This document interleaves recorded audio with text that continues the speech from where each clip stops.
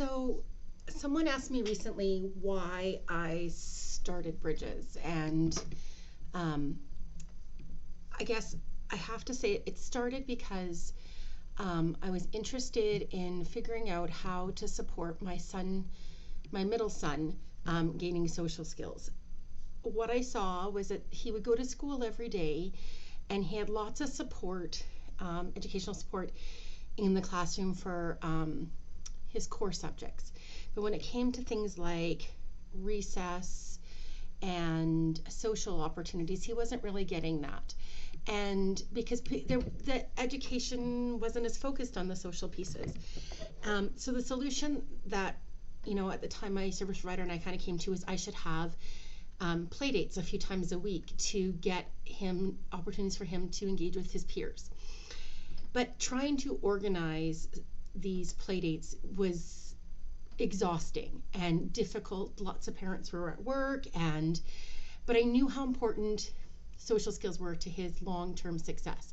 So I started looking at what was out there and what was available and how were other people working on social skills. And one of the things I saw, mostly out of the US actually, was these social skills groups that took place where kids came together and worked on social skills together. And I thought that was such a unique way of and practical way of working on skills, because up until that point what we really saw were adults coming into someone's home, working with a child on how to gain those skills, and then expecting kids to go out into the community and kind of execute those skills. But the problem when I took my son to places like Cubs or like a gymnastics class or whatever that was, is by the time he maybe figured out what the expectation of the activity was or got over his anxiety or his inflexibility, the activity was over. And so he never got a chance to really join in or participate in the way that we wanted him to. So I thought, what if I could create a group where kids could come together and work on skills together, where we had enough control over the activity that we could ensure kids' success. We could make sure that kids had success. And what if I did that so that all kids were welcome and could, benefit from each other's strengths and challenges. And so I heard about this, program at a workshop I was at in Toronto actually, and I thought, well, that's such a great idea. So I came back to Lethbridge and I hummed and hawed about how it could work, and I sort of talked to people, and I ended up working with one of our school divisions to put together a proposal for our FSCD office, or Family Support for Children with Disabilities office. And out of that, as we kind of move forward, what became obvious is our school division, as much as they supported the idea of the program, they weren't really in a position to do it. And so they, quite by accident, really, they suggested, hey, why don't you do this? And so that meant I had to open an agency. And so just being really committed to wanting something like this for my son and believing that other kids could benefit from it, I decided to open an agency. And I opened it. I had a part-time job I was working while my kids were in school, and I opened it thinking it would be this sort of second little part-timey job that I did on the side. And in very little time, it became evident that there was a need for this for more kids than mine.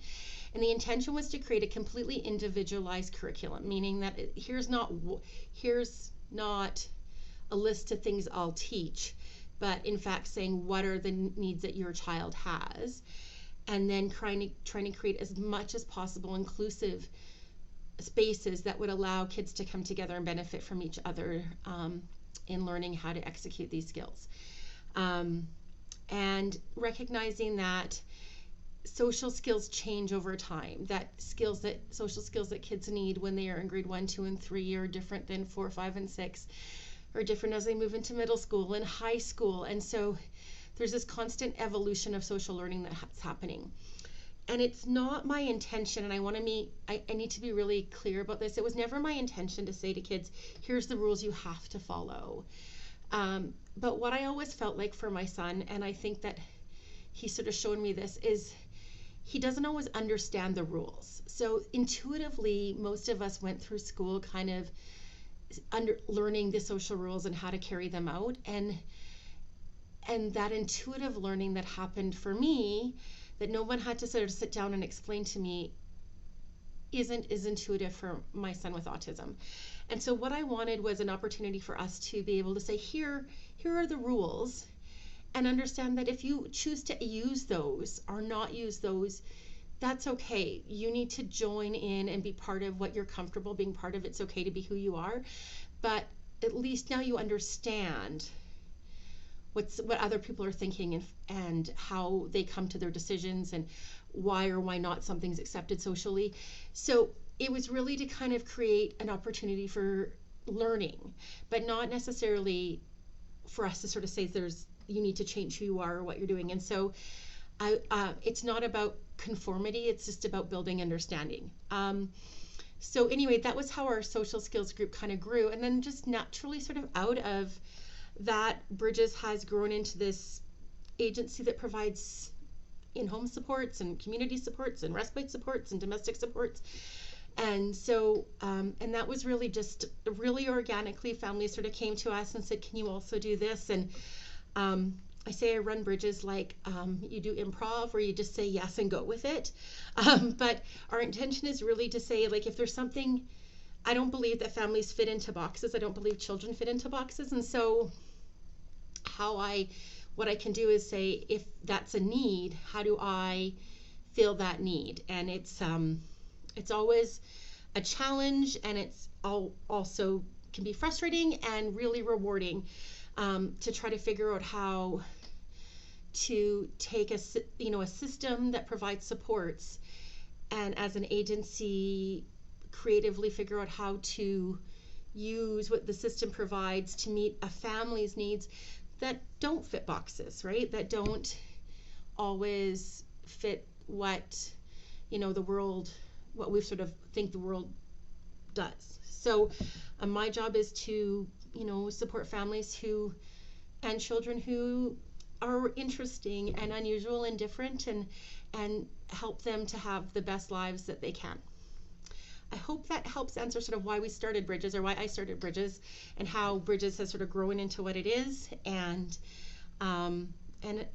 why I love the job I have. Every day I get to be part of amazing families' lives, and unique and wonderful and creative children's lives. And I have had such it's been such a blessing to be involved in the lives of these children and see them grow and do things that I don't think anybody would have thought possible. And how inspiring that is to me, that I get to be part of that. And so I guess if there's more questions, share them. And if there is ever something that I can do to help, let me know.